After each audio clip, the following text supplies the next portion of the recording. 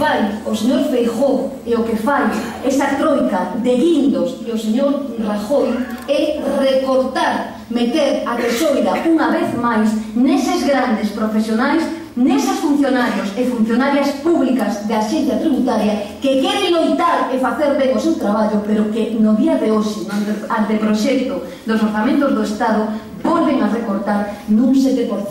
Compañeiros e compañeiras, cando meten a tesoira por segunda vez na Axencia Tributaria e que Feijóo e Rajoy, esa troika maldita, nos din que non queren atacar a fraude fiscal, porque os seus amigos son efectivamente os delincuentes que non declaran a Facenda. Esa amnistía fiscal é unha indecencia. Non solamente non serviu para nada, senón que temos que recordar que as persoas que non declaran o que perciben son delincuentes. Pero, sobre todo, temos que eliminar esas figuras financieras, tributarias, esas maravillas que fan para que xentes,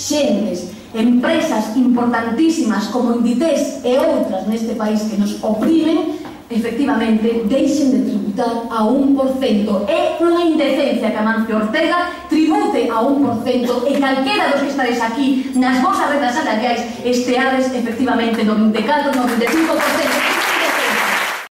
Pero o señor Feijóo, ese que presume de solvencia, en tan só 3 anos acabou coas nosas caixas, acabou co Banco Pastor, acabou, en definitiva, con todo o pequeno sistema financiero que este país tiña. Hoxe, por certo, xa é noso, porque o 90% dese capital é público, o estamos pagando nós para que algúns sigan roubando, porque non vimos ao señor Méndez da Caixa de Aforros sentado nun banquillo